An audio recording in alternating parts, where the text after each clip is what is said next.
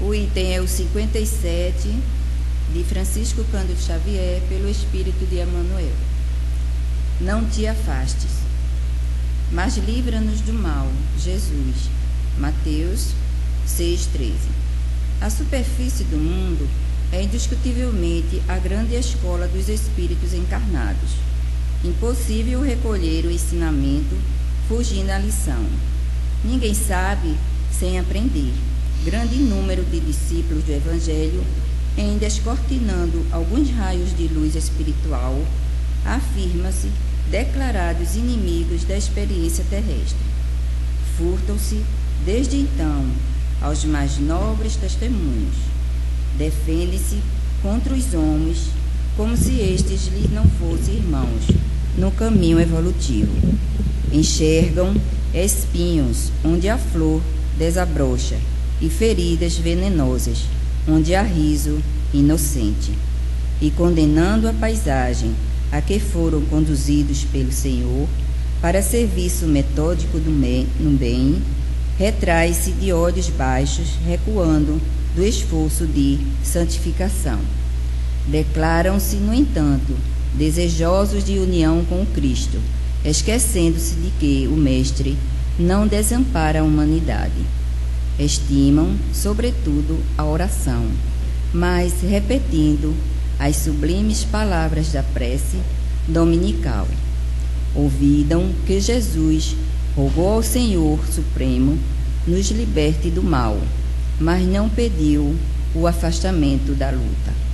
Aliás, a sabedoria do cristianismo não consiste em insular o aprendiz na santidade artificialista, e sim em fazê-lo ao mar largo do concurso ativo de transformação do mal em bem, da treva em luz e da dor em bênção. O Mestre não fugiu aos discípulos, estes é que fugiram dele no extremo testemunho. O divino servidor não se afastou dos homens, estes é que o expulsaram pela crucificação dolorosa. A fidelidade até o fim não significa adoração perpétua, em sentido literal. Traduz, igualmente, espírito de serviço até ao último dia de força utilizável no mecanismo fisiológico. Se desejas, pois, servir com o Senhor Jesus, pede a Ele te liberte do mal, mas que não te afaste dos lugares de luta, a fim de que aprendas, em companhia dele, a cooperar na execução da vontade celeste, quando, como e onde for necessário. Bia.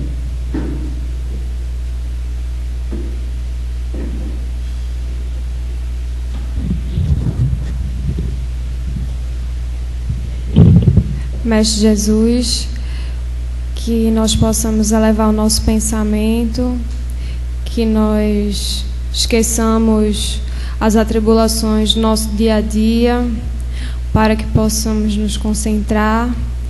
E na noite de hoje, o nosso amigo palestrante falará sobre a oração de São Francisco, que possamos refletir acerca da mensagem que é trazida nessa belíssima oração. Que assim seja.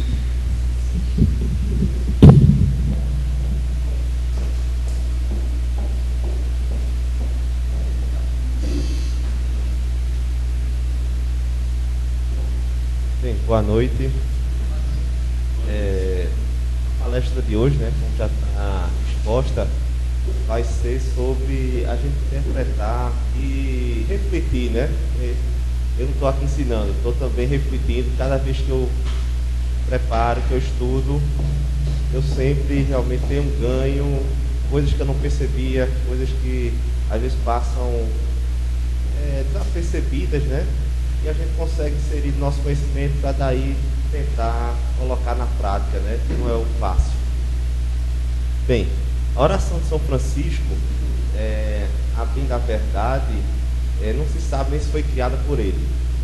embora ela, como é uma oração que realmente expõe o que ele viveu, expõe o que ele realmente exemplificou, ficou como se associada a ele. Ela apareceu na primeira vez que apareceu a oração de São Francisco, foi no ano da Primeira Guerra Mundial.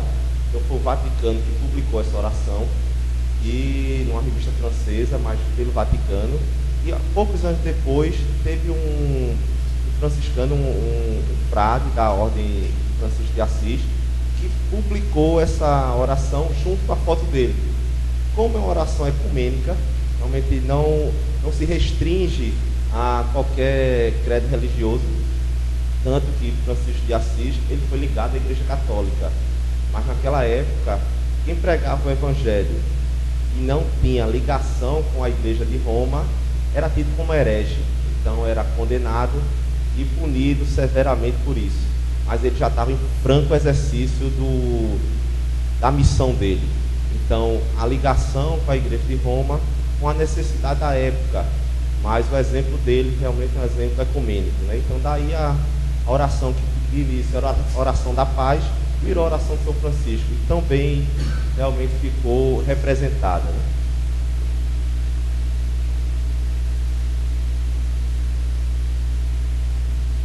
Bem, para realmente a gente começar a compreender a oração de São Francisco, a gente tem que refletir sobre o que a gente é ou o que a gente acha que a gente é, né? Porque então tem esses três tópicos, que é o ser essencial, o ego evidente e o ego mascarado. O ser essencial é o que a gente tem de luz, né? É aquelas potencialidades que a gente tem e que veio aqui exercitar. Então vai ter várias e várias situações na nossa vida onde a gente vai perguntar se a gente vai querer. A gente vai querer não, se a gente vai ter capacidade naquele momento de reagir com o ego, com a personalidade que a gente tem, ou com o ser essencial. E ao longo da nossa caminhada a gente vai agir com o ser essencial, que é o nosso lado luz, são nossas potencialidades de amizade, de perdão, de tolerância, de autoestima, todas as virtudes nossas, né? E o ego, né? Porque muitas vezes a gente vive achando que a gente é essa personalidade. A gente, o ego, que realmente é o nosso lado, pode dizer, o nosso lado sombra, onde ainda tem aquele personalismo, onde tem aí o orgulho, a vaidade, né, a nossa prepotência pelas conquistas transitórias, né? Então, muitos momentos a gente vai viver achando, ou vai agir achando que é aquela personalidade. Então daí a gente se distancia do ser essencial, mas mesmo a gente agindo com o ego, isso vai ter uma função. Em algum momento isso vai trazer sofrimento para a gente, e a gente vai refletir naquilo e vai para o caminho do ser essencial, que é o caminho de todos, né? Então o ego é aquilo que a gente está, a gente gosta, a gente tem. Então a gente desde a educação do mundo capitalista, né, faz com que a gente exacerbe esse lado, né? Porque a gente, lógico, todo mundo tem direito às conquistas, aos bens materiais, ao desenvolvimento intelectual. Isso é uma busca de todos, acho que todo mundo quer. Agora isso não pode ferir a nossa caminhada, não pode a gente deixar de magoar o outro, passar por cima do outro, aí a gente está ganhando uma coisa e vai se prejudicar. Isso, em algum momento nossa consciência vai cobrar aquela atitude e a gente vai ter que fazer aquele caminho. Então se impõe toda atitude, saber se a gente está agindo com o ego ou se com o ser essencial. E tem as máscaras do ego, né? Essa máscara é aparentemente positiva, são aquelas qualidades que são bem aceitas socialmente até, que são tipo, é o perfeccionista, é o Marte, a euforia. Então são até às vezes faz de modo consciente. Por exemplo, o perfeccionismo, que eu vou falar ainda vários outros exemplos, a pessoa perfeccionista teoricamente é bem vista, né, na sociedade, não quer errar nada, quer tudo perfeito, mas na verdade isso é uma máscara do ego, né? Porque o ser essencial é aperfeiçoamento. Ao ser perfeccionista você vai se culpar demais pelo erro e vai também apontar demais o erro dos outros. Ao você ver o aperfeiçoamento, você vai se marcando com seus próprios erros, até algum momento você ri dele, porque a gente vai fazer, meu Deus, como é que eu fiz aquilo? E rir, e necessariamente refletir e tentar não fazer de novo, né? Então o perfeccionismo, que é a máscara do ego, é tão bem vista, muitas vezes é um modo a gente se cobrar demais e cobrar demais do outro, né? A gente está em caminho de aperfeiçoamento, isso vai entrar em algum modo de atrito. Outra máscara, né, que é o martírio, é a gente se pôr na condição de salvador, né? A gente, lógico, tem que ajudar ao outro a se ajudar. A gente não pode simplesmente achar que tem função de carregar o outro nas costas. A gente não pode, porque essa combinação em algum modo vai dar errado. Porque a partir do momento que você tira a responsabilidade do outro crescer, a perna do outro vai se atrofiar. E cada vez mais as exigências vão aumentando. Tem uma hora que você não vai aguentar. Então sempre evitar a martirização, você ter a função, não, aquela pessoa eu vou salvar de todo jeito, você vai ajudar aquela pessoa a melhorar. Você, se está num nível de compreensão melhor naquela situação, você tem a função de ajudar, mas necessariamente é aquela pessoa que vai ter que repetir e ela mesmo seguir seu caminho. Então, quanto a isso, tem um filme bem interessante, que eu até vi essa semana por recomendação, que é O Homem de Família, né? Que é com o Nicolas Cage. Quem vê, realmente o filme é muito bom de refletir. Ele é um empresário e que em algum momento tem que decidir na vida. Ou ele vai decidir para seguir a carreira dele, crescer, ou viver com a pessoa que está próxima de casar, que ela não queria que ele seguisse aquela carreira que ele estava pretendendo. E ele, no aeroporto, né, ela disse, não vá para essa viagem, porque eu acho que você não vai voltar. Ele disse, não, eu volto. Bem, não voltou. Seguiu a carreira dele, muito bem sucedido do ponto de vista profissional, até que no dia de Natal, as pessoas, cada um indo para sua casa, e ele não tinha ninguém. Assim, no filme não mostra a família paternal, nem entra em contato. O contato que ele tinha era com essa noiva que passou-se muito tempo, e os casos dele eram bem fortuitos. Ele realmente se aproximava dos outros do ponto de vista físico, e ali não tinha nenhuma ligação maior, né? Então no Natal vai todo mundo embora, e ele marcou até uma reunião para outro dia, né? Todo mundo via aquilo como uma coisa muito boa, né? Profissional. Até que ele vai numa lanchonete e tem uma situação lá de risco, em que uma pessoa que agrediu o dono da lanchonete, por não confiar nela, e ele intermedia aquilo. E os dois saem conversando, até que ele diz, vou contar o filme todo? Não, vou não. Eu vou parar num ponto, vou parar. Até que ele, conversando com essa pessoa que não tinha possibilidades financeiras, ele disse, você tem que se melhorar, todo mundo tem uma função, todo mundo precisa de alguma coisa. E você precisa de quê? Eu não preciso de nada, eu tenho tudo. E, bom, então deve ser invejável a sua vida, né? Aquela pessoa que estava ali em dificuldade financeira. Tá bom, a bem da verdade, aquilo era um enviado, é um filme que mistura a realidade com uma parte de ficção. E ele, ao dormir, ele é transferido como se ele tivesse escolhido a vida dele no passado. Então, quer dizer, com 2 filhos, um cachorro para passear, os meninos pedindo atenção, ele tendo que acordar cedo, ele era vendedor de pneu na época, e ele com a cabeça do empresário dele, isso não é possível, isso é um pesadelo. Então, tendo que levar para o colégio, tendo que trocar a fralda da criança, tendo que as funções normais que todo mundo, até que um ponto, ele vai no shopping center e vê aquela uma loja de grife, né, um terno caríssimo, e entra e prova, e diz, quando eu me sinto bem aqui. E vem a esposa com os filhos, né? E disse, o que você está fazendo aí, Jack? Eu não sei, ele era Jack, né? Está muito bonito. Quando ele olhou o preço, $2.400, né? Ela fez, tira isso e vamos comer o bolo ali no final, tão gostosinho ali na praça da alimentação, e ir para casa. Aí ele descarrega nela que a vida dele era infeliz. Como é que um sábado à noite ele vai terminar numa praça de alimentação comendo bolo? E aquilo é uma coisa patética. Até que ela disse, se você realmente quiser mesmo esse terno, a gente tira da poupança dos meninos e compra, está fazendo tanta importância para você. Até que ele vai se afeiçoando àquela vida. Ele vai gostando da troca os contatos, a troca mas só que era uma amostra, né? A amostra, ele ia voltar à vida que ele era. E aí o filme vai se desenrolando. A bem da verdade, dá para ver o filme, não botei todo não, mas mostra o que a gente quer de conquista, o que a gente vai perder por essas conquistas, se vai valer a pena até onde a gente vai chegar do ponto de vista material. Será que aquilo vai valer a pena eu perder certos contatos que para mim, teoricamente, é um trabalho ou é um esforço? Será que aquele trabalho, aquele esforço realmente não é uma vida que vai trazer você bem-estar e felicidade?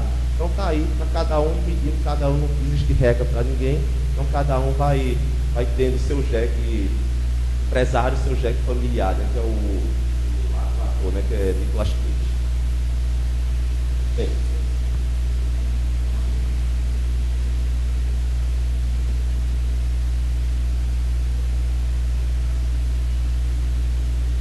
pronto. Então a primeira parte da oração de São Francisco, né, tornar-se um instrumento de vossa paz, né? O que é tornar um instrumento de vossa paz? O que é?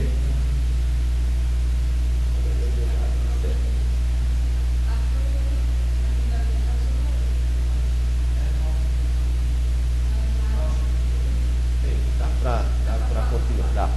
Então, tornar um instrumento de vossa paz, né? Então, são as escolhas que a gente vai ter que fazer ao longo do nosso dia a dia. A gente vai escolher com ego ou vai escolher com ser essencial. A gente escolhendo as qualidades e as virtudes do ser essencial, a gente vai se tornar um instrumento de paz. A gente escolhendo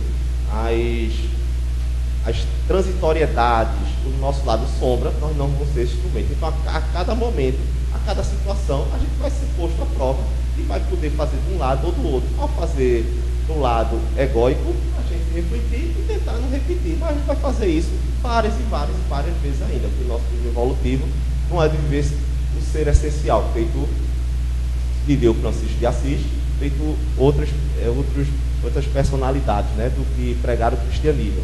Mas existem 3 tópicos que a gente tem que sempre refletir para a gente tornar um instrumento de paz, que são as 3 tentações egóicas, né? Que é o sentimento de privilégio, que é a superficialidade e a crença na infalibilidade. A maior parte da palestra foi tirada de um livro de Alírio Cerqueira. Eu até fui visitar meus pais, estava na estante, e estava lá e disse, vou querer esse livro. Peguei e daí foi útil para mim, então estou repassando o aprendizado. Então, nessas 3 partes do sentimento de privilégio, é aquela pessoa que acha que está ali e que nada vai acontecer com você, porque você está inserido numa determinada assembleia religiosa e que por você estar naquela frequentando e fazendo necessariamente as regras daquela escolha religiosa que você fez, não vai acontecer nada com você. Ao acontecer, você até bota em dúvida a existência de Deus ou a existência de realmente a necessidade de você estar naquele segmento religioso. Isso é o sentimento de privilégio. Na verdade, o sentimento de privilégio faz a gente achar que nada vai acontecer de ruim com a gente. E a gente não está, a gente está no mundo de expiações e provas. A gente vai ter coisas boas, mas vai ter coisas adversas, entre aspas, que são necessárias para o nosso crescimento. Então, o sentimento de privilégio, a gente tem sempre achar que o que aconteceu com a gente não foi um abandono de Deus, nem foi necessariamente um castigo, mas ou foi uma escolha própria, que a gente não precisava nem passar por aquele, o nosso lado egóico, a gente escolheu aquele caminho, ou não, a gente vem se esforçando, vem tentando, e necessariamente foi uma situação desagradável, entre aspas, mas que foi necessária para a gente realmente exteriorizar as nossas qualidades. Então, o sentimento de privilégio, vai ter alguns exemplos falando nele. A crença da superficialidade, né? A crença da superficialidade é você exatamente focar sua vida nas conquistas transitórias. É você tem a parábola do discernimento, que depois eu vou tentar correlacionar com esses 3 sentimentos egóicos. É você viver a vida com o objetivo das conquistas materiais. Então, não estou dizendo aqui que as pessoas não devam buscá-las, mas não pode ser o foco principal, porque ao conquistar alguma coisa, aqui daqui a pouco não tem mais graça. aquilo passou, você se acostumou, vai para outra, e necessariamente você sempre vai estar infeliz, você sempre vai estar procurando alguma coisa que lhe dê prazer. E as compras necessariamente liberam endorfinas, como é bom comprar, né? Quem não gosta de comprar, é ótimo, mas não pode ser o foco principal da nossa vida, porque toda vez que a gente compra, que sensação boa vai ser liberada, serotonina, noradrenalina, todas é um antidepressivo ali de modo de compras, né? Só que aquilo vai passar, porque você vai se acostumar com aquilo, é igual criança que tem tudo, né? Compra um boneco não sei quanto, daqui a pouco um carro, daqui a pouco não quer mais. Você vê às vezes uma pessoa com uma situação bem menor financeiramente, que tem uma bola lá toda remendada e que é bem às vezes mais feliz, bem mais realizado que aquele que tem tudo, porque tudo que compra em algum momento não quer mais, vai atrás de outra pessoa. Isso é a superficialidade, né? E depois da crença na infalibilidade, né? Que é achar que sempre está certo, achar que tudo que você vai realmente falar e vai agir, você sempre vai estar, e os outros sempre estão errados, né? Então você é infalível, né? Isso são as 3 tentações egóicas que a gente vai ter que lutar.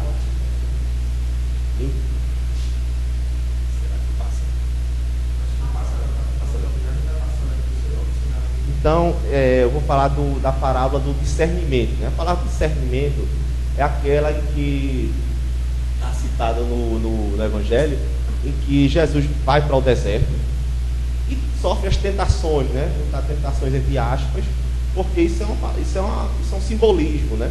Isso não é Jesus, governador do orbe terrestre, espírito crístico, não tem mais um ego para ser tentado por essas coisas que a gente tem. Então, necessariamente, ele deu o exemplo simbólico que todo discípulo dele vai ter que passar e vai ter que seguir. Mas não necessariamente isso não aconteceu com ele. Não pode o governador do orbe terrestre, o espírito de luz que é Jesus, realmente ter dúvida quanto questões, ordem simples até, feito está na parábola. Necessariamente essa parábola é para mostrar para todos nós, discípulos mais evoluídos, discípulos menos evoluídos, as escolhas que a gente vai ter que fazer com as situações, né? Então, primeiro ele vai para o deserto, né? Fala para o deserto.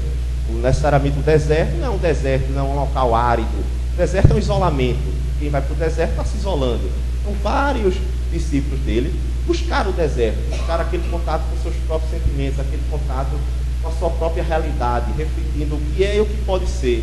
Isso aconteceu com Francisco de Assis. Francisco de Assis, antes de se tornar Francisco de Assis, que era Giovanni Bernardoni, ele participou de uma guerra no local, que era a população e a burguesia contra a nobreza, e ele ficou preso durante 11 meses. Esse foi o deserto dele.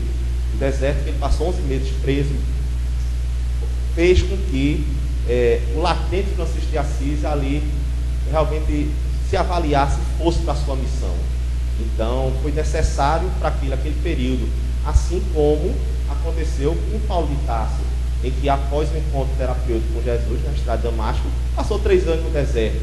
No deserto é aquela que todos nós vamos fazer em graus menores, lógico, pelo menos digo para mim, se avaliar os sentimentos, e avaliar o que a gente é, como a gente está e o que a gente está querendo fazer. Então esse é o nosso deserto. Então Jesus foi levado ao deserto. Necessariamente ele quis mostrar que todo mundo vai ter que em algum momento ir para o seu deserto, ir para aquele seu momento de contato com você mesmo. Então, na primeira proposta da tentação egóica, ele diz, é bem mais longa essa parábola, só vou realmente dar umas pinceladas. Se tu és filho de Deus, manda que esta pedra se torne pão. Na verdade, quando fala do diabo, o diabo é representado do nosso lado sombra, a nossa ainda tentação, querendo ainda fazer com que nosso lado luz não apareça. Então, qual é a proposta disso? Fazer com que você um desafio para que você transforme pedra em pão, né? Isso necessariamente é você gerar uma insegurança em você querer um privilégio, você querer como se fosse testar a divindade, para que se ela não fizer aquilo para você, ela sair da sua vida.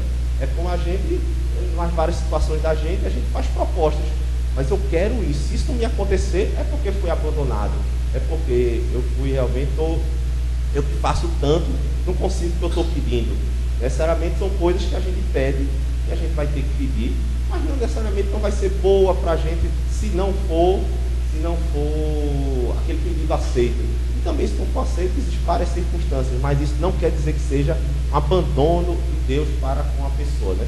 Então essa tentação de lhe exigir que você transforme pedra em pão, é como se você fosse fazer um concurso, você exigisse de Deus que você passasse naquele concurso. Se ele não passar, isso foi um abandono para mim.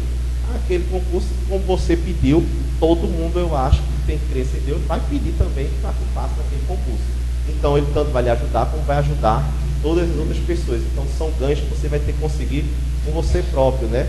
Não necessariamente o pedir a Deus é pedir a energia de tranquilidade, a energia de você vá para aquele tirar a sua ansiedade. Não necessariamente o esforço é seu, né?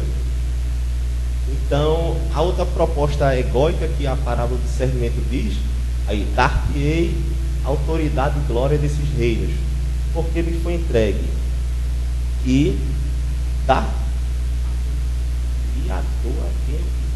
darei a quem eu quiser. Se tu me adorares, será toda tua. Na bem da verdade, o diabo, que é nosso lado, nosso ego, nosso lado sombra, está querendo uma proposta de, para você adorar alguma coisa, você tem que receber alguma coisa em troca. Ele vai dar, ele necessariamente vai ser o lado superficial da gente sendo tentado. A gente é como se quisesse que ia dar todas as coisas para a gente, seja do ponto de vista material nesse caso, né? Porque todos os reinos seriam dados para adorar aquela pessoa, no caso o lado sombra, né? Então mostrando que a gente nesse caminho, se a gente partir para esse caminho, a gente está partindo para um lado, a gente exigir alguma coisa para adorar a divindade, a gente está exigindo um ganho para depois partir. Quantas vezes a gente não faz isso? Eu vou fazer uma coisa boa, mas só faço se receber aquela. Isso é uma troca, isso é um comércio. Cada um faz, cada um tem uma religião, cada um tem aquele sentimento, mas você faz porque acha que é certo. Se você vai receber ou não, aí já é outro caso, mas faça achando que está fazendo certo. Não faça achando porque para ter uma troca daquele ganho, né? E a terceira proposta do ego, né, diz: se tu és filho de Deus, lança-te daqui abaixo, né? Ele subiu no pináculo, né? Subiu num local bem alto, e a tentação é igual que diz: pula daí, já que tu não é filho de Deus, então os anjos vão lhe aparar e você não vai cair, não. Então essa tentação é a crença da infalibilidade. A bem da verdade é a gente tratar os nossos instrutores como mordomos e não como instrutores. Os anjos, os espíritos superiores, são para a gente instrutores, não necessariamente são nossos mordomos. A gente não pode exigir dele logo coisas que é para a gente fazer. Então isso é a razão. Como é que eu vou me expor a um perigo? Porque eu vou dizer, não, agora eu estou. Isso é até um caso de suicídio direto. Quantos jovens se expõem a riscos, ou religiosos ou não, eu confio, eu vou para ali, porque eu estou. Isso é uma crença da infalibilidade. Você não pode simplesmente se expor a um risco sabendo que aquele risco pode lhe trazer um dano, né? Então está aí as 3 tentações do ego. Onde houver ódio, que eu levo o amor, né? A segunda frase da oração de São Francisco. Isso eu vou sempre bater nisso. Toda vez que se gera uma sensação de ódio na pessoa, é porque a pessoa se sente desconectada do Criador. Então acha que tudo aquilo que esteja lhe acontecendo seja uma agressão para você. E ao você participar de uma situação que aquilo é uma agressão para com você, você vai reagir de modo a revidar aquilo que está recebendo. Então toda vez que a gente tentar se desconectar do universo e se desconectar do Criador, a gente, aquela situação e adversidade na gente vai gerar um ódio na gente, e a gente vai querer revidar aquilo para os que estão próximos. Então eu coloquei aqui os exemplos, tipo uma perda de um voo. A pessoa chega num balcão daquele do check-in da companhia aérea, só que chegou 2 minutos, o avião disse, não, agora não faz mais não. E pronto, a pessoa com raiva pega o celular, joga no chão, xinga quem está o atendente dali, como se todo mundo que estivesse ali tivesse que esperar você. Mas é pouco tempo, não é pouco tempo, mas existe um período. Todo mundo que vai para aquele local sabe que tem que chegar X horas antes. Não pode simplesmente porque o seu problema seja, todo mundo seja afetado por aquilo. Então isso é o sentimento de privilégio, é aquele sentimento que a gente quer as coisas acima dos outros, né? A gente se acha privilegiado no mundo, então a gente quer que aquela pessoa ou aquela situação exija a nossa necessidade. Então se você chegar atrasado no check-in desse e dizer não pode porque você chegou atrasado, o que é que aquilo está querendo me mostrar? Me mostrar a tolerância, a paciência e o reconhecimento que eu não sou dono do mundo, que as coisas vão ser ditas não para mim, eu vou ter que aceitar porque eu errei aquilo, e não tentar passar o erro para os outros, né? Não achar que foi má vontade daquela pessoa que fez ali, que existem tudo regras e cumprimentos e a gente tem que andar nelas, né? A outra situação é no trânsito, né? O trânsito quer dizer, a gente vive numa cidade grande e a gente vai passar por diversos estresses do trânsito. Mas nessa situação, o exemplo é aquela pessoa que xinga quando a pessoa abre o sinal e a pessoa não sai. Você buzina, chama a pessoa de lerda, diz que é como. Aí você diz assim, mas não é possível que as pessoas não andem de transporte público. Não deviam comprar tanto carro. É carro demais. Às vezes eu tenho um amigo meu, eu só me lembrei disso. Ele dizendo, mas é carro demais. As pessoas deviam andar mais de ônibus, deviam andar mais de metrô. Mas por que tu não anda? Quer que os outros andem? Então, é como se a pessoa quer um sentimento de privilégio, a pessoa quer ter a rua livre para você. Então, naquele momento, você tem que reconhecer que você está ali. O que é que aquela situação quer lhe mostrar que ainda você eu não tenho? É mostrar minha paciência, mostrar minha tolerância para com os outros, coisa que ele não tem. Eu estou com aquele sentimento de privilégio, eu quero que a rua faça batedores e eu vá certinho para o canto que eu quero. Isso não vai acontecer, a ilusão vai gerar ódio, vai levar raiva e pior, doenças do ponto de vista físico e emocional. Em algum momento isso vai acontecer, né, com essas atitudes. E pronto, a terceira, o ódio, a insatisfação com o corpo. A gente vive, lógico, a gente vive no mundo e tem que cuidar do corpo, da saúde, não falo nem do corpo, da saúde. Esse veículo físico, a gente tem que cuidar de algum modo para a gente poder passar mais tempo aqui e tentar de algum modo entrar com as situações que a gente é necessário para a gente. Em algum momento dizia Chico, perguntaram a Chico Xavier porque ele tinha tanto medo da morte, porque ele ia para médico demais, ele ia para médico, tomava medicação direto. Você tem medo de morrer? Não, medo de morrer não. Apenas eu sei que quando eu morrer, eu vou entrar na fila da reencarnação e foi duro demais eu chegar aqui. Já que eu cheguei, eu vou querer me manter para aproveitar esse momento que eu vivo. Então, a insatisfação com o corpo gerou o excesso, né? São a vigorexia, né? São os jovens na academia puxando ferro e se olhando no espelho se o bíceps está com tantos centímetros, se o tríceps está com isso, tá isso. É o excesso da perfeição do corpo. Aquilo em algum momento vai gerar um vazio, porque a gente vai envelhecer. Aquela pessoa não vai ficar marompada o resto da vida, não sei se seja um profissional. O profissional pode, talvez para chamar a atenção dos alunos, querer ficar ali que vai ser o chama, né? Mas o aluno mesmo, em algum momento, você vai fazer seu exercício, você vai fazer necessariamente evitar o excesso, porque sempre você vai estar insatisfeito, porque sempre vai ter gente mais forte e mais bem preparado que você. Além de que, essa insatisfação é igual, fala Augusto Cury, que foi uma das maiores coisas erradas que fizeram foi colocar a boneca Barbie como parâmetro de beleza. A boneca Barbie é uma exceção genética do povo americano. Nem todo americano, nem toda americana é magra, esbelta, do nariz afilado, cabelo louro, liso e magra daquele jeito. Aquilo é uma exceção genética e se bota como se fosse um padrão de conduta de objetivo de todo mundo. Em determinada ilha, e as pessoas eram mais cheinhas, não tinha televisão. Isso é um estudo que também está citado para Augusto Cury. E a partir do momento que veio a televisão, começou aquelas modelos a aparecerem. Aí começou a insatisfação, o índice de depressão subiu às alturas, né? E as pessoas começaram a ficar satisfeitas com o seu corpo. Então, uma coisa é buscar a saúde, outra coisa é a gente colocar parâmetros em pessoas que são exceções genéticas e que muitas vezes estão doentes. Não quer dizer que toda pessoa que busca essa perfeição seja doente, mas quantas não tem anorexia, não tem bulimia, não passam por situações de realmente de grande sofrimento, e a gente quer ter a vida daquela pessoa. Eu queria ter aquele corpo, não sabe quanta pessoa sofre para ter aquele corpo. Você com um corpo normal, mas pode ser bem mais feliz, né? Então, isso vai gerar ódio, essa insatisfação e essa comparação, né? E o estar sempre certo, né? Nessa situação, ele relata um caso de uma família em que o marido sempre reclama, acha que nunca dão atenção a ele, acha que tudo que ele fala, tanto a esposa como os filhos, não atendem, que os filhos são rebeldes, que falam coisas que na época dele jamais ele falaria para os pais. E aí vai, onde vai o excesso, onde vai a normalidade. A espontaneidade vai fazer parte do nosso convívio familiar. Nós somos pessoas imperfeitas, tentando se aperfeiçoar. Lógico que existem hierarquias dentro desse padrão.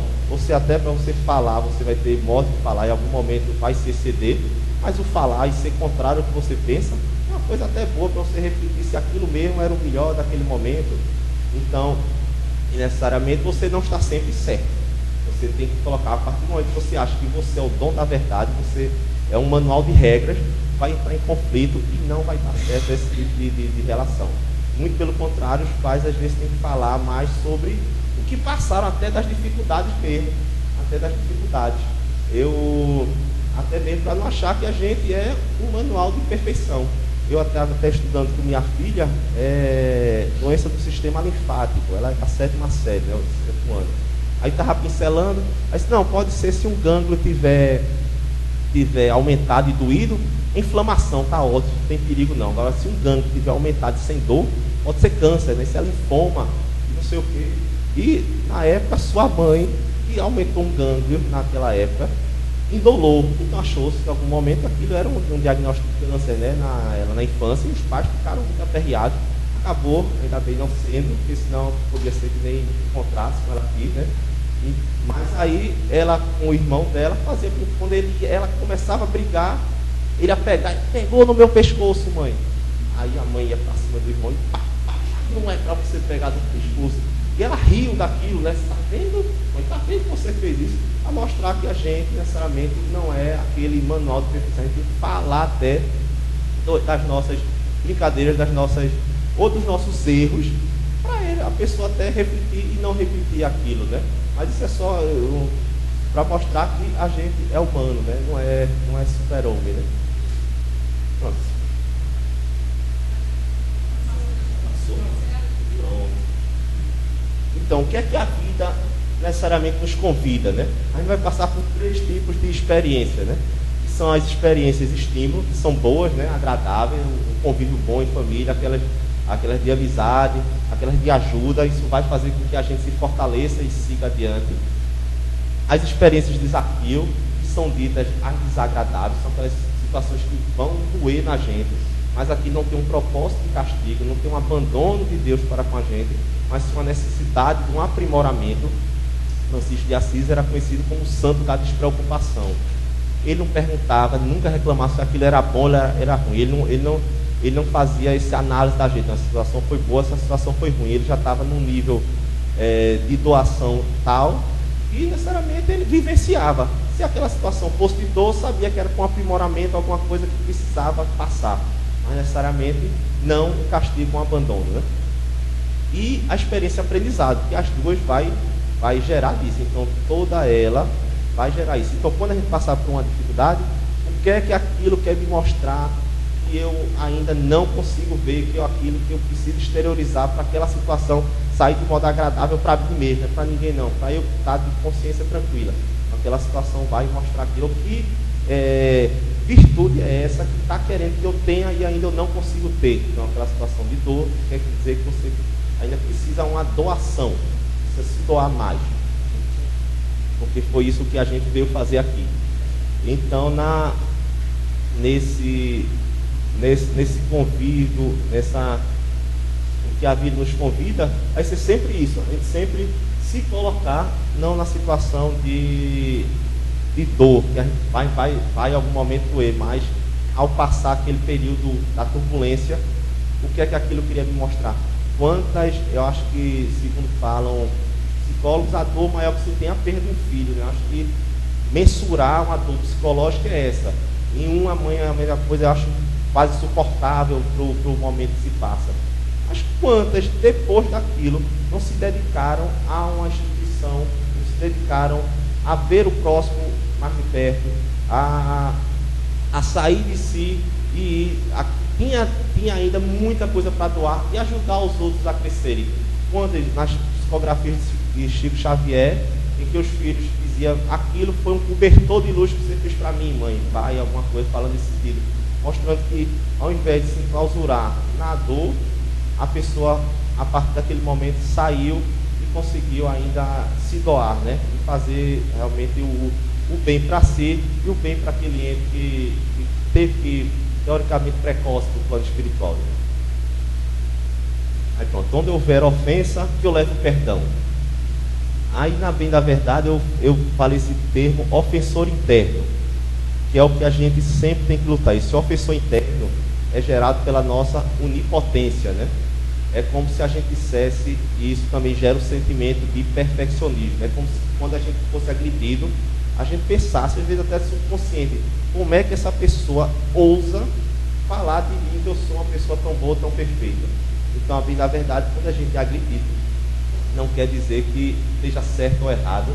O excesso da mágoa é como se a gente dissesse, a gente está se sentindo mais necessariamente do que a gente é. É porque o nosso ofensor interno ainda não foi trabalhado.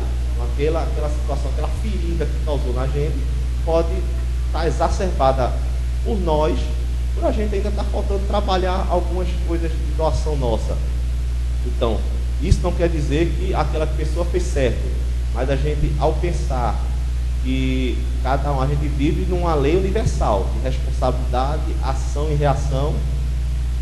Então, ao a gente partir para revidar aquilo, além de se igualar, a gente vai contrair dívidas que em algum momento a gente vai pesar na nossa consciência. Então, você sabe, se aquela pessoa lhe ofendeu, você acha que fez o certo, o universo está ali. O universo está ali captando lei de ação-reação, causa e efeito, e a consciência da pessoa em algum momento vai se cobrar para refazer aquela situação. Não precisa a gente ir lá e para as próprias mãos fazer, porque necessariamente o mal que fazem a gente não prejudica tanto, mas o mal que a gente faz aos outros, aí sim prejudica. Determinado período, liguei para um parente e, fazendo esforço que ainda tem para manter contato, para isso, escuto coisa que não gostei. A bem da verdade, eu estava no ambiente de trabalho, foi a minha sorte, porque eu estava no ambiente de trabalho, não podia expor o que veio na minha cabeça. Está certo, isso é uma opção sua, eu vou respeitar. Você sabe, meu telefone, me procure na hora que realmente achar que deva. Aí eu disse: meu Deus, eu me livrei de dizer tanta coisa. No final das contas, fez bem a mim. Já pensou se bem eu exerço todo o meu ódio, toda a minha raiva, porque necessariamente aquilo ainda tem muito em mim. Então, aquela situação, por isso que diz, os primeiros 30 segundos de uma discussão são os piores que tem, porque a gente vai, nossos travas, nossas coisas mal resolvidas vão ser postos para fora. Aquela pessoa só vai ter o gatilho para a gente expor aquilo. Mas o ofensor interno ainda está muito grande, de ódio, de prepotência, como ousa a pessoa dizer uma coisa dessa para mim. Então, ao silenciar naquele momento, ao não revidar naquele momento, perdi bem. Então, eu fiquei repensando, já pensou se eu não tivesse no ambiente de trabalho, estivesse em casa, o que é que eu ia dizer? Nem sei, porque na hora você vai emendando uma coisa na outra, e aí ia cortar a relação e veio.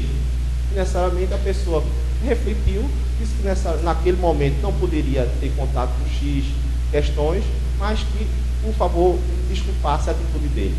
Então mostra que aquilo foi um ganho, necessariamente pensei, já coisa boa. Foi o meio me salvou de entrar numa confusão. Assim, agora a gente tem que diferenciar compreender e aceitar. Compreender, a gente tem que compreender sempre, né? Porque a gente não quer que aceite nossos erros, a gente tem que aceitar os erros dos outros. A gente sem crescimento. Compreensão, você compreende o erro da pessoa, você distancia o erro da pessoa. Compreender, porque é um espírito eterno, um espírito de crescimento. Agora, necessariamente não é para você aceitar. Ao aceitar, você está sendo conivente com aquela situação. Eu não aceito essa tal atitude, mas você compreende. Ao compreender, você entra para o lado do perdão, porque o perdão faz com que você veja o outro como aquela atitude, como uma atitude imatura, como uma atitude ainda de ignorância do ponto de vista das leis de Deus. Então, ao você entrar por esse caminho, às vezes a pessoa diz, mas eu perdoei, mas não consigo ter contato. Isso é a coisa mais natural do mundo. Perdoar é uma coisa, reconciliar é outra. Reconciliar, o outro tem que reconhecer aquela atitude que fez. Se você disser, eu não fiz nada, como é que você vai entrar de novo naquela situação? Vai acontecer de novo. Porque pelo menos a pessoa tem que ter uma conversa franca, dizer, você se excedeu naquilo que falou, você se excedeu naquilo que foi. Aí pode ter uma reconciliação. Mas o perdão pode ser à distância, você não é obrigado a perdoar e ter contato, porque pode ser que aquela pessoa naquele momento não esteja ainda numa situação de uma reaproximação. Então, a face que Jesus dizia dar a outra face é dar o lado do perdão. Porque ao perdoar, a gente não está livrando aquela pessoa de passar pelo refazimento do que fez, não. A gente não dá um salvo-conduto, isso ninguém pode dar, um salvo-conduto a ninguém. O salvo-conduto não acontece. A pessoa que vai ter que refazer, ou com você, ou com outra pessoa, não é obrigado a ser com você, mas o universo vai conspirar para que ele ou ela entre em uma situação que reflita de modo diferente aquilo que fez. Aquilo vai acontecer, mas ao você perdoar, você se desvincula negativamente, você deixa a vingança e deixa o ódio, que tanto vai lhe fazer mal. E também, ao mesmo tempo à distância, você fazer preces para que seja o Espírito protetor e que a pessoa seja realmente entre um caminho de mais equilíbrio, né? Mas necessariamente, então, o perdão é sempre a dizer, mas se eu perdoar é como se eu tivesse esquecido. Não é esquecer, você está realmente fazendo um bem e não entrar por aquele caminho. E se daquele momento você ainda não perdão é aquilo, como se você fosse agredido de 0 a 10, num número 6, você, sua capacidade de doar ainda é 4. Você, naquele momento, você não tem capacidade é acima de você. Aí você vai começar com pequenas coisas, e a sua capacidade de doação vai aumentar, até que você vê aquela situação como uma situação de uma pessoa que ainda está na imaturidade, está ainda realmente revidando. E você não vai se desvincular daquela situação. Mas naquele momento você vai ter raiva, que é normal. É normal você dizer que teve raiva. Isso é normal. Você não tem a capacidade de doação de olhar, porque o perdão nem é para o animal, nem é para o anjo. Ele diz que o animal, ele não tem a percepção da ofensa. Se você agredir o animal, ele por instinto vai lhe agredir também. Mas ele não vai se sentir ofendido, ele não vai ficar remoendo aquela situação. Mas fulano fez isso comigo. O animal não vai, é um modo instintivo. E o anjo não precisa isso. O anjo nem se sente agredido, ele vê como ainda criança espiritual. Então, nem é do animal, nem é do anjo, é para o ser humano mesmo, é para a gente, perdão para a gente. É dizer, mas eu sou Jesus para perdoar desse jeito. Não, Jesus não precisa, ele já não se sente agredido, ele vê aquelas pessoas com maturidade. Tanto que a gente vai falar, pai, perdoa porque ele não sabe o que fazem, né? Mostrando que aquilo estava agredido porque ainda tem uma ofensão interna muito grande daquelas pessoas. Então é para a gente. E o perdão serve para um termômetro nosso, para saber como é que a gente está no grau evolutivo, a gente se autoavalia, né? Agora, onde houver dúvida, que eu leve a fé. Aí pronto, o que é que leva a pessoa a ter desconfiança em Deus? Esses dois modos, né? Que é o implícito e o explícito. O explícito é aquela pessoa que acha que Deus foi uma criação dos homens para confortar e que aquilo é uma grande conversa e que realmente não existe. São pessoas bem intelectualizadas, geralmente, mas é uma intelectualização irracional. Uma intelectualização que a pessoa eu fico imaginando como é que essa pessoa vai passar por uma situação difícil. Que significado vai dar para ela? Qual é o significado daquela situação diversa? Que foi um acaso, é porque tem que passar. Porque necessariamente naquela dor sem função, a pessoa pode se deprimir e suicidar. Então, o suicídio vem crescendo de modo vertiginoso. Não é que a pessoa não queira viver, a pessoa sente uma dor incapaz de viver. Aquela pessoa quer acabar a dor. E ao acabar a dor, acha que pondo fim a essa existência vai acabar a dor. Então, é com as pessoas que vivem achando que é o acaso, as situações adversas que a gente passa, é o negar Deus, né? É o negar, achar que tudo é uma invenção nossa, correm sérios riscos. E ao passar por situações realmente de provas e expiações que todo mundo irá passar, entrar num processo depressivo, um processo grave, porque não vê função naquilo, e não vê objetivo para aquilo, né? Não vê objetivo para aquilo. E a implícita, né? A implícita é toda aquela pessoa que acredita em Deus, mas só acredita quando está no bom, é o famoso bom no bom, né? Quando está bom é ótimo, porque Deus é muito bom, é isso. Quando a pessoa passa por uma provação, por uma expiação, a pessoa diz, como é que Deus deixou isso acontecer comigo? Então é a pessoa pôr em dúvida a existência de Deus por uma situação que é para você se aprimorar. É igual uma criança num cercado, né? Aí às vezes você está junto com o fogo ali, está fazendo o alimento e a criança ali, a criança chorando, querendo sair de todo jeito. Você vai olhar e achar que aquilo é um castigo para aquela criança. Não é, aquilo que você está vendo é uma proteção ao nosso olhar de pai, senão ela pode chorar, esperrar que for, não vou soltar. Então muitas das nossas limitações, muitos dos nossos processos de limitar em vários aspectos, sinceramente é para a gente, é aquele ponto que a gente precisa para se espiritualizar mais. Se não fosse aquilo, talvez a gente ia viver uma vida de modo consequente ou de modo Carpentier, né? Que é bem curtir, né? Curtir, vamos curtir, não estou fazendo mal a ninguém, então o que é isso? Vamos lá, curtir. Então, as limitações são sempre, e as adversidades, entre aspas, e prepara a gente, endurece o couro para as que vem posterior. A gente não sabe para o que vem, então aquela que a gente achou que não ia aguentar, que ia ser o fim do mundo, aquela que a gente disse, essa foi quase insuportável, e preparou para um, se você não tivesse passado por aquela, você poderia não aguentar. Então isso vai sempre preparando a gente, deixando a gente não pede para passar não, que ninguém aqui é masoquista para passar, mas ao passar tem um sentido e tem uma função, a de preparar ainda, de deixar mais forte, tanto para você como para outros, que você vai poder auxiliar pela sua experiência. Então a explícita gera isso, né? Aquelas pessoas que querem sempre garantias, né? Sempre garantia de coisas boas para poder estar acreditando em Deus. Acontecer uma coisa ruim, a pessoa corta esse vínculo, né?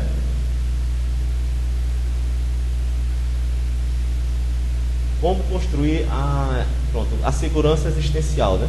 É você se colocar como Espírito Eterno, Filho de Deus, aprendiz da vida. Colocando a felicidade como um aprendizado das coisas, não que você recebe dos outros ou do mundo. Ao você pôr o seu objetivo de felicidade, tudo aquilo que você está recebendo dos outros ou do mundo, em algum momento você não vai receber. E você vai se achar a pessoa infeliz naquela situação. Então toda felicidade, ele tem que, depois de restar, é o aprendizado que eu me tornei melhor com aquela situação. Isso eu vou me tornar mais feliz. Então, isso é que dá a segurança existencial, de se colocar como aprendiz da vida, como eterno aprendiz, né?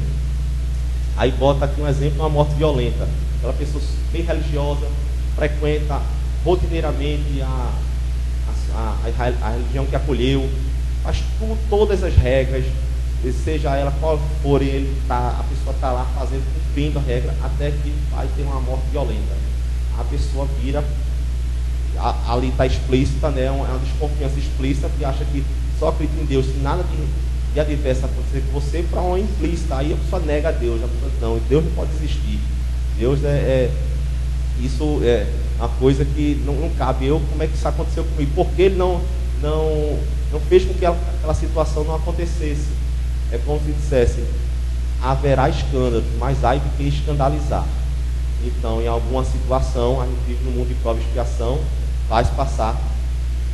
Aquela pessoa veio com aquele intuito de fazer aquele mal, jamais. Mas pela lei da sintonia, em algum momento, aquele que sofreu agressão tinha necessidade de passar por aquele processo. Não que livre o outro tanto da justiça nossa, a justiça comum, e a justiça de Deus também, ele vai adquirir um débito grande de ter feito aquilo para com o outro. Mas aquele que sofreu não é um injustiçado, não é. Em algum momento, aquilo foi um aprendizado para todos naquela situação. Então, mostrar que a gente jamais pode se sentir abandonado, né? E onde houver alegria, onde houver tristeza, que eu leve a alegria, né? Então, mais uma vez, isso ocorre quando a pessoa se sente pertencente ao universo. E por isso, a tristeza vem quando a pessoa não se sente pertencente ao universo. Daí quer criar um mundo próprio, né? Como se isso fosse possível. Aquela, já que eu não tenho a vida que eu não quero a vida que eu tenho. Então a pessoa entra num processo tristeza, um processo de negação para aquela situação, e começa a negar tudo, começa a não ver sentido para aquela dor e aquele sofrimento todo. Em determinada situação, vinha Francisco de Assis e Frei Leão, né, que era o parceiro dele de vivência mais próxima, né, que era Leone. Ele vinha numa noite fria da Úmbria e perguntou para Frei Leone: qual é a alegria perfeita? Isso era o maior frio e eles com muita fome, né, os dois. Aí Frei Leone disse: padrinho, a gente conseguir pregar o Evangelho e convencer todas as pessoas da verdade do Cristo. Ele disse: não, isso ainda não é a alegria perfeita. Então, qual é a alegria perfeita? A alegria perfeita, então, a gente tem o dom de curar. Curar leprosos, levantar os caídos. Isso seria a alegria perfeita. Não, ainda não é, Frei Leão, a alegria perfeita. Então, a alegria perfeita seria convencer os ricos para doar todas as suas riquezas e unir todo mundo, dar as mãos aos pobres e serem todos uno. Essa também não é a alegria perfeita. Mas qual é a alegria perfeita, então? Você está vendo aquela casa, estava maior frio na Úmbria, uma casa distante em cima do morro. A gente ir lá pedir o resto do alimento da mesa e pedir um agasalho. E ao chegar lá, a pessoa, o dono da casa, abrir a porta, esbravejando com a gente, dar umas bastonadas na gente, jogar a gente na neve, e a gente, quando cair, agradecer a Deus por tudo. Mostrando que Francisco de Assis não aconteceu, isso era uma situação hipotética, mostrando que ele não crescia na dor, mas aceitava tudo como aprimoramento. O Espiritismo, ele não diz o Espiritismo salva, o espírita que se salva. O Espiritismo não tem uma religião que seja, diz, toda religião é boa, desde que a pessoa se modifique. Agora vai depender de temperamento para temperamento. Para mim, o meu grau de questionamento, eu não posso aceitar certas verdades ou certos ou tido como mistério para aquilo. Para mim, meu grau de questionamento não vai conseguir aquilo. Para outros vão conseguir exercer muito mais do que eu, diga de passagem. Então, mostrando que isso, Divaldo Franco tem duas frases dele, para terminando, é que em determinado momento Gandhi falou: aquele que não vive para servir, não serve para viver. Aquele que não vive para servir, não serve. Foi Gandhi, né? Aí a interpretação de Divaldo, já aquele que não vive para servir, não aprendeu a viver. Né? Todo mundo serve para viver. Em algum momento o grau de doação vai variar a intensidade. E ele falava da Santa Irmã Dulce, né, que ele era da Bahia, ela também, né, deve ter tido um contato muito próximo com ela, e dizia: fez alguma diferença Irmã Dulce acreditar na reencarnação? Em absoluto, porque o que santificou ela não foi o que ela creu, foi o que ela fez. Não necessariamente o que a gente fez, assim como uma brasa, uma lenha. A brasa doa luz e calor. Por quê? Porque ela só sabe fazer isso. Ela não sabe fazer outra coisa. Então, em algum momento, bote tempo nisso, mas vamos ser uma brasa doando, porque a gente só vai saber fazer isso. A gente não vai se incomodar com a agressão do mundo, porque a gente já chegou num nível tal que vai só doar. Então, obrigado por tudo. A paz do Cristo esteja com todos. A prece final.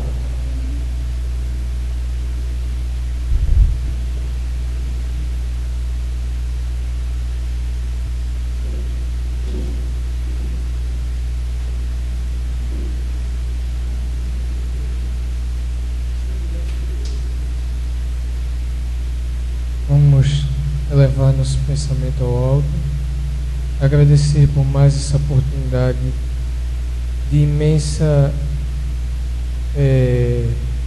imenso grau de poder estar aqui para aprender esses ensinamentos do nosso Senhor Jesus. Agradecer pelo nosso palestrante, agradecer pelas boas lições que nós tivemos hoje, agradecer por estarmos em família. Pedimos que todos aqui tenham aproveitado esse momento da melhor forma possível, sejam eles encarnados ou não, e pedir que sempre continue a proteger essa casa e a nos guiar. Mas também não vamos esquecer de agradecer pelas nossas provações, pois elas são um marco que nos fazem alcançar essa evolução. Gostaria de pedir pelas pessoas, pelos nossos irmãos, né, que desencarnaram recentemente em Orlando, que eles possam encontrar a paz, que eles possam ser bem acolhidos, e pedir também pela pessoa que fez mal a essas pessoas, que ela possa ter um amparo, ter uma consciência de que o que ela fez foi errado, mas que ela possa melhorar-se, e a humanidade também. Que assim seja.